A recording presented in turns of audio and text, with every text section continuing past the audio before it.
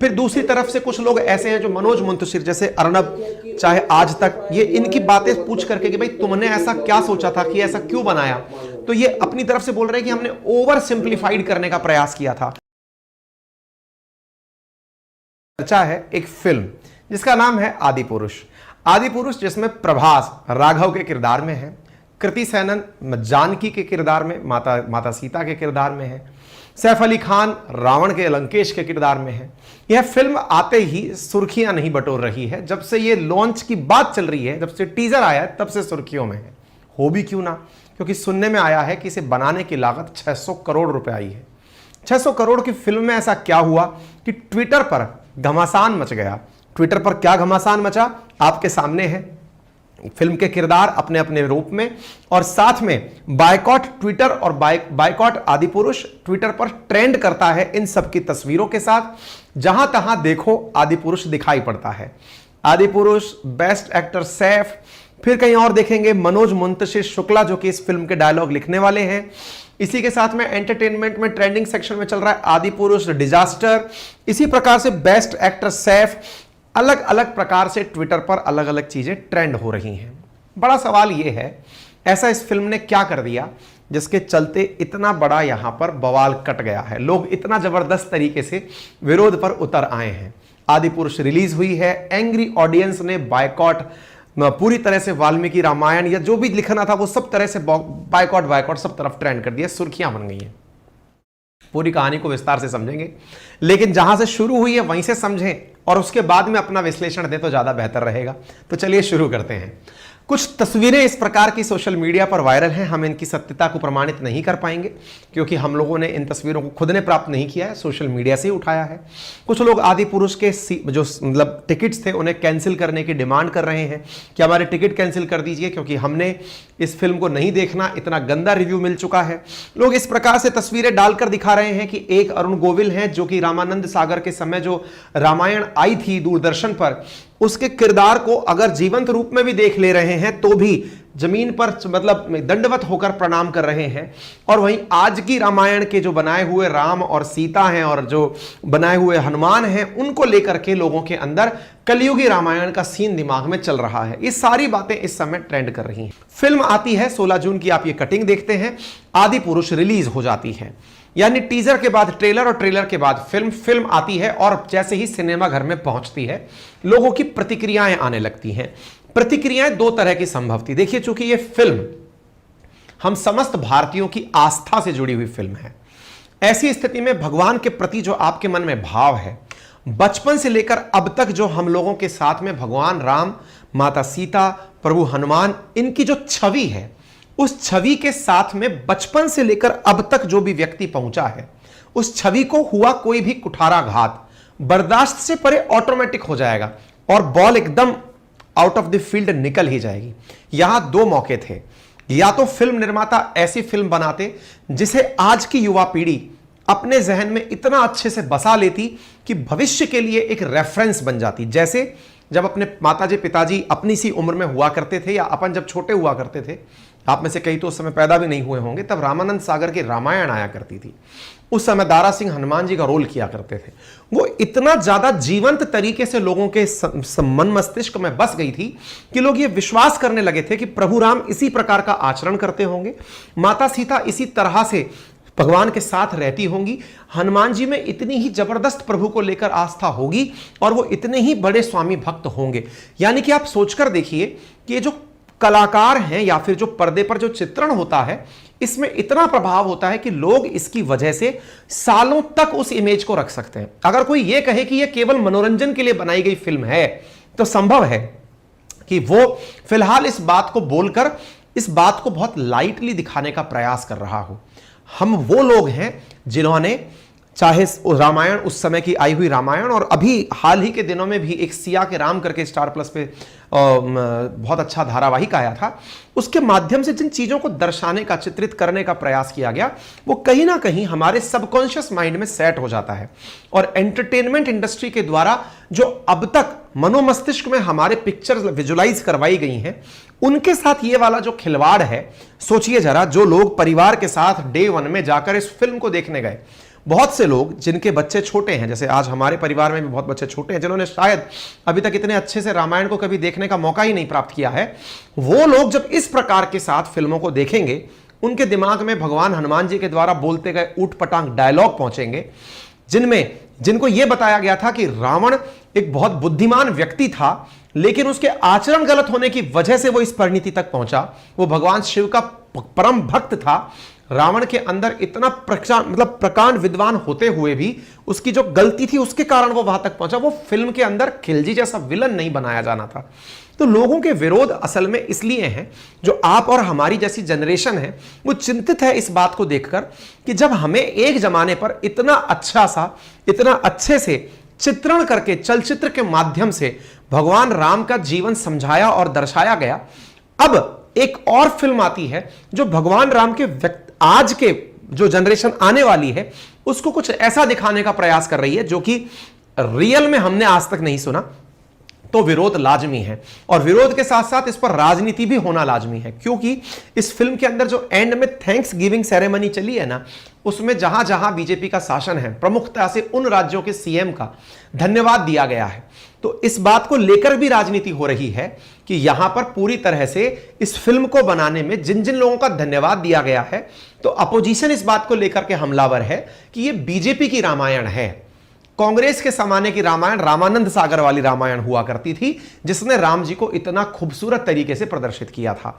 तो ये दोनों ही सब, अब इसमें राजनीति भी प्रॉपर तरीके से घर कर चुकी है, और इसी कारण से जो फिल्म निर्माता हैं वो अपने आप को लेकर इसलिए डिफेंसिव हो रहे हैं कि हमें ट्रोल राजनीति के लिए किया जा रहा है।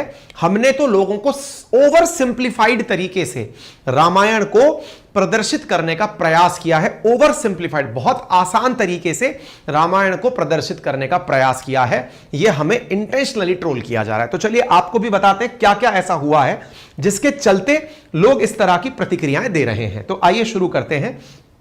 इस फिल्म का निर्माण निर्माता जो निर्देशक हैं इसके, वो ओम राउत हैं, और इस फिल्म को हिंदी और तेलुगु भाषा में एक साथ प्रभास, कृति सेनन, देवदत्त आदि के द्वारा एक्टिंग करते हुए बनाया गया है। असल में यहां पर डायलॉग, हम लोग जितनी भी फिल्में देखते हैं सामान्यतया फिल्मों के अंदर फिल्म पर ही रिएक्शन होता है, लेकिन फिल्म के अंदर डायलॉग लिखने वालों की इतनी चर्चा नहीं होती। लेकिन चूंकि मनोज मंतशिर सोशल मीडिया पर काफी ज्यादा एक्टिव रहते हैं, सोशल मीडिया पर उन्होंने काफी सारी बातें, और विशेष रूप से उनके यूट्यूब और इंस्टा पर उनके जिस तरह के वीडियोज हैं, उन्हें देखकर लगता है कि वो हिंदी के काफी अच्छे ज्ञाता हैं और हिंदी का काफी ज्यादा हिमायती हैं और हिंदी को लेकर काफी ज्यादा सेंसिटिव भी हैं। उनके द्वारा इस तरह के डायलॉग लेखन पर लोग भावनात्मक रूप से आहत हुए कि आपसे इस तरह के डायलॉग लिखने की अपेक्षा नहीं थी जिसमें मर्यादा तार तार हो गई हो। किन किन कारणों पर आपत्ति हुई? तो सबसे पहली जो आपत्ति हुई वो प्रभास और कृति सेनन स्टार फिल्म आदि पुरुष के डायलॉग्स को लेकर हुई, जिसमें आराध्य देवताओं को गलत तरीके से चित्रण करके दिखाया गया है। फिल्म की स्क्रीनिंग पर रोक लगाने की बात हो रही है। तो डायलॉग में क्या है, जब हनुमान जी की पूंछ में आग लगाई जाती है लंका में, उस समय एक डायलॉग बोलते हुए सुनाई देते हैं, कपड़ा तेरे बाप का, तेल तेरे बाप का, जलेगी भी तेरे बाप की। इस बात के डिफेंस में मनोज मुंतशिर कहते हैं कि मैंने कोई बात नएपन में नहीं लिखी है, ऐसा तो ऑलरेडी सोशल मीडिया पर बहुत सारे साधु संतों के द्वारा भी किया जा रहा है। सोशल मीडिया पर ऑलरेडी भी बहुत सारे ऐसे ओवर सिंप्लीफाइड तरीके से संत जन हैं। तो अभी एक सोशल मीडिया पर काफी ज्यादा इस्कॉन के वो हैं प्रचारक कहिए, संत कहिए, उनका भी एक डायलॉग ऐसा ही बड़ा फेमस हो रहा है। तो कहा जा रहा है मनोज मंतशिर ने वहां से कॉपी किया है कि हनुमान जी को आज की भाषा बोलते हुए दिखाया गया है। इनका सबका कहना यह है, मनोज मंतशिर अपने डिफेंस में बोल रहे हैं कि उन्होंने ऐसा क्यों किया, तो बोले आज के जमाने में जो लोग हैं वो जिस आम भाषा में समझ पाते हैं, क्योंकि उस समय की जो भाषा थी वो भाषा आज जैसी भाषा नहीं रही होगी, तो हम तो आज की भाषा में बता रहे हैं कि ऐसा इंटेंशन कैसे रहा होगा। तो लोगों ने इसीलिए से कहा कि आप कलयुग की रामायण बना रहे हो क्या। यहां पर रावण को बोलते हुए किरदार में दिखाया गया कि तेरी बुआ का बगीचा है क्या जो हवा खाने चला आया। ऐसा हनुमान जी के साथ अभद्र भाषा, जो हमारी बहनों को हाथ लगाएंगे उनकी लंका लगा देंगे, इस तरह का एक डायलॉग फिल्म के अंदर है। आप अपने काल के लिए कालीन बिछा रहे हैं, इस प्रकार का डायलॉग। मेरे एक सपोले ने तुम्हारे शेषनाग को लंबा कर दिया, अभी तो पूरा पिटारा बाकी है। इस तरह के डायलॉग से लोगों को बड़ी आपत्ति हुई। असल में देखिए क्या है ना, आपके और हमारे संस्कार में, जैसे मैं अक्सर बोलता हूं, बड़ों का सम्मान करें, छोटों को प्यार दें, अपना व्यक्तित्व इस प्रकार से विकसित करें कि महिलाएं आपके साथ सुरक्षित और सम्मानित महसूस करें। ये हमारा बहुत तकिया कलाम डायलॉग है अंकित इंस्पायर इंडिया का। उसमें सबसे बड़ा ये आचरण मुझ में कैसे आया, तो इसके पीछे का बड़ा कारण है कि हमने बचपन से अपने परिवार में उस संस्कार को फॉलो होते देखा है, जो कि कभी रामायण के कारण घर में आया था। रामायण जो घरों में बांची गई, रामचरितमानस जो तुलसीदास जी द्वारा लिखी गई, उसको जब संस्कारों में लाया गया तो उसमें यह समझ में आया कि किस प्रकार से संस्कार के साथ बात होनी है। इसके एक दृश्य में दिखाया गया है कि हनुमान जी मां सीता के सामने जा रहे हैं तो प्रणाम नहीं कर रहे हैं, हॉलीवुड की फिल्मों की तरह सीने पे हाथ रखकर खड़े हुए हैं। तो ये सब जो आज के हिसाब से कार्टून टाइप की जो फिल्म बनाई गई है ना, इससे लोगों के इमोशन, आस्था, जो हमारे संस्कार है, उन पर प्रश्न खड़े हुए हैं। ठीक है ना। तो कंट्रोवर्शियल डायलॉग में जो एक डायलॉग है वो हनुमान जी ने रावण के बेटे इंद्रजीत से कहते हुए कहा है, कपड़ा तेरे बाप का, तेल तेरे बाप का, जलेगी भी तेरे बाप की। ऐसे ही इंद्रजीत हनुमान जी से कह रहे हैं कि तेरी बुआ का बगीचा है कि जो हवा खाने चला आया। ऐसे ही हनुमान जी रावण की सभा में कह रहे हैं कि जो हमारी बहनों को हाथ लगाएगा उसकी लंका लगा देंगे। ऐसे विभीषण ने रावण से कहा आप अपने काल में कालीन बिछा रहे हैं। ऐसे ही लक्ष्मण ने के ऊपर वार करते समय इंद्रजीत कह रहे हैं कि मेरे एक सपोले ने तुम्हारे शेषनाग को लंबा कर दिया। आप सभी को मालूम हो यहां पर जो, अच्छा, अपन रामायण महाभारत जितनी भी एपिक सीरियल देखते हैं उन सब में सभ्यता का बड़ा ख्याल रखा जाता है। जो सामने वाले के साथ बातचीत हो रही है वही तो आपके संस्कारों में परिलक्षित होगी ना। आज बहुत सारे लोग मुंबई नहीं गए तब भी मुंबईया भाषा बोलते हैं, है ना, मतलब टपोरी लैंग्वेज का इस्तेमाल करते हैं। कारण क्योंकि फिल्मों के माध्यम से मुंबई सब जगह पहुंच गया। अब इस तरह से अगर ये जो भाषा है, जो इसमें डायलॉग इस्तेमाल किए गए हैं, कल को आप सोचिए ना कि इससे मर्यादा का जो एक चीज, जिस रूप में आपने ईश्वर को देखा है, उस रूप से अलग रूप देखते ही आपके मन में खिन्नता आती है। इस वजह से राइटर को गजब तरीके से ट्रोल किया जा रहा है। इस तरह के डायलॉग्स हैं जिसको लेकर के विरोध हो रहा है। ठीक है। दूसरी बात क्या हो रही है? दूसरी बात हो रही है भगवान राम के ड्रेसिंग सेंस को लेकर और रावण के सिर को लेकर के। रावण के सिर और भगवान राम की ड्रेस को लेकर के लोगों का कहना है कि ये हो क्या रहा है। कुछ लोगों का कहना यह है कि जिस तरह से यहां पर भगवान राम, सीता और हनुमान जी का चित्रण किया गया है वो ना तो महर्षि वाल्मीकि की रामायण में ना तुलसीदास जी की रामचरितमानस में है। ऐसा कहीं नहीं है, उसके जस्ट विपरीत प्रकार से इसे किया गया। तो इसका विरोध करके यह कहा गया कि एक रामायण होती थी जिसमें भगवान राम के सिर पर मुकुट होता था। भगवान राम जीसस जैसे नहीं दिखा करते थे। रावण भी था लेकिन वो पूरी सोने की लंका में रहा करता था। इस प्रकार के 10 सिरों वाला, वो भी डबल स्टोरी के सिर वाला नहीं होता था। अगेन, जो बचपन से देखा उसे अचानक कोई बदल देगा तो इनर्शिया आएगा। ये इनर्शिया प्रतिक्रिया के रूप में सबसे ज्यादा दिखाई दे रहा है। आज की जो प्रतिक्रिया है ना, वो असल में हमारी इतने लंबे समय तक जो कंडीशनिंग हुई है कि रावण के 10 सिर लेफ्ट राइट ही खुलते थे। देखा किसी ने नहीं रावण को, लेकिन प्रेजेंटेशन लेफ्ट टू राइट देखा। तो जो देखा उसकी अब प्रतिक्रिया है कि तुम यार ये डबल स्टोरी क्या बना दे रहे हो। भगवान राम का जो अब तक चित्रण अरुण गोविल के रूप में हुआ या फिर रामायण के अंदर जिस प्रकार से व्याख्या हुई, उसके उलट आप इस तरह से बना दे रहे हो, कैसा लग रहा है जीसस खड़े हैं। तो लोगों को इसके ऊपर प्रतिक्रिया देना लाजमी है। ठीक है। इसके साथ साथ आप इन दृश्यों को देखकर अंदाजा लगा सकते हैं लोग इस पर प्रतिक्रिया दे रहे हैं। तीसरी चीज, यहां पर रावण को, जो कि एक ब्राह्मण है, उसे इस तरह से दिखाया गया है कि वो मीट का सेवन करा रहा है एक पक्षी को।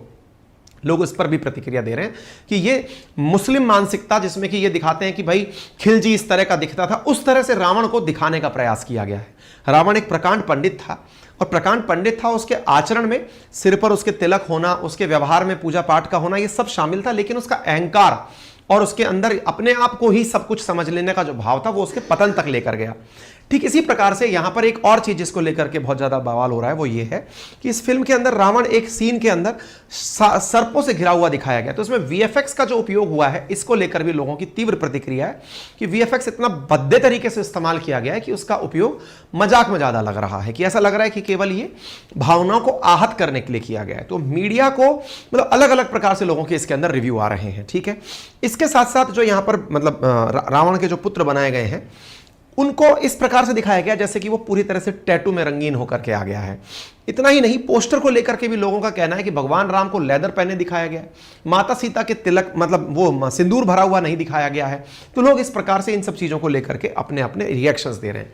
रिएक्शन में हम ही नहीं, नेपाल भी उतर आया है। नेपाल उतर रहा है और नेपाल कह रहा है कि यहां पर भारत की बेटी बताया गया है सीता माता को, जबकि नेपाल की बेटी थी वो माता जानकी। ठीक है। तो इस बात को लेकर नेपाल के अंदर भी कुछ लोग विरोध में उतर आए कि हमारे यहां भी इस फिल्म को नहीं दिखाया जाना चाहिए क्योंकि भारत की बेटी बताया गया। नेपाल में आजकल अपने ही लेवल पर अलग लेवल तैयार हो गया है उसका। ठीक है।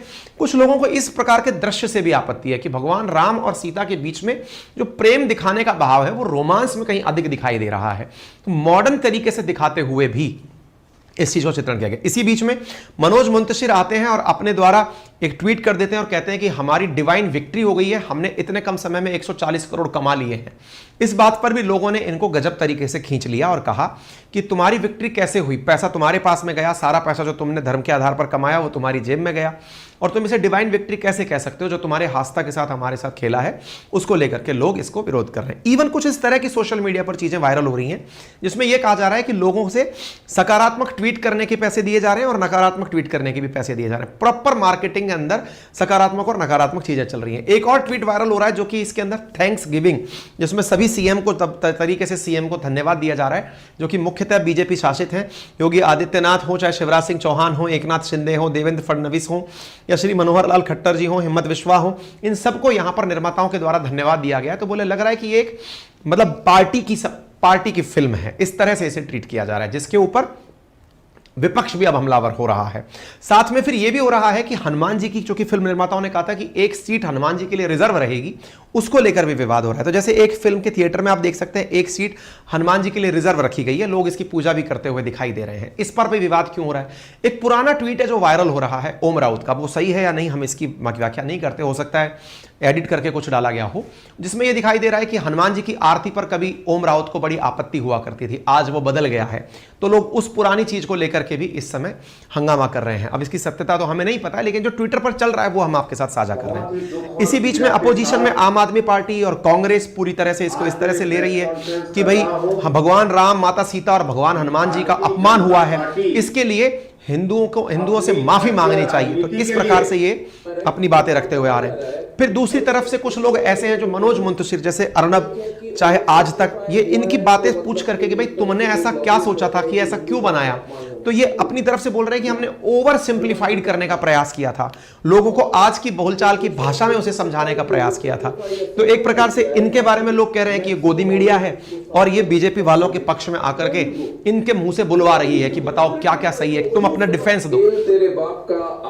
यहां पर ये मनोज मुंतशिर, ये वो उसके डायलॉग लिखने वाले, ये कह रहे हैं कि मैं पहला व्यक्ति नहीं हूं जिसने ऐसा डायलॉग बोला है, इससे पहले भी बहुत सारे लोग इस तरह के डायलॉग आजकल की आम बोलचाल की भाषा में कर रहे हैं, यूज कर रहे हैं।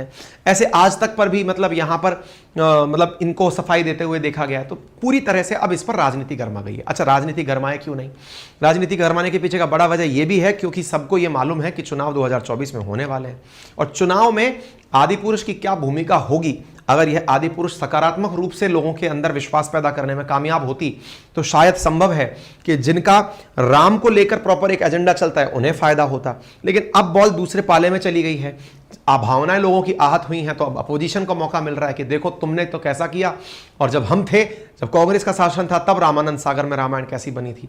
हालांकि दोनों के समय के जो निर्माता थे वो पार्टियों से किस तरह से संबंधित थे ये तो अपन लोगों को नहीं पता है, लेकिन अपने अपने लेवल पर सब लोग अपना, और देखिए राजनीति है, राजनीति में राजनेताओं को ये सब करना भी होता है क्योंकि आपका मत क्या है वो उनके लिए बहुत मायने रखता है, आप क्या सोचते हैं वो उनके लिए बहुत मायने रखता है। और शायद यही डेमोक्रेसी है कि आप सबको अपनी अपनी बातें जानने का और मानने का अधिकार है। ठीक है, तो ये सारी बातें हो गई। तो बाकी आपकी क्या राय है वो आप कमेंट बॉक्स में लिख सकते हैं। मैं फिल्म देखने नहीं गया हूं, मैंने जो ट्विटर पर मिला, न्यूज में मिला, वो आपके सामने रख दिया है। बाकी आपकी क्या राय है उसके लिए कमेंट बॉक्स खुला हुआ है, जाइए कमेंट बॉक्स में अपनी राय रखिए।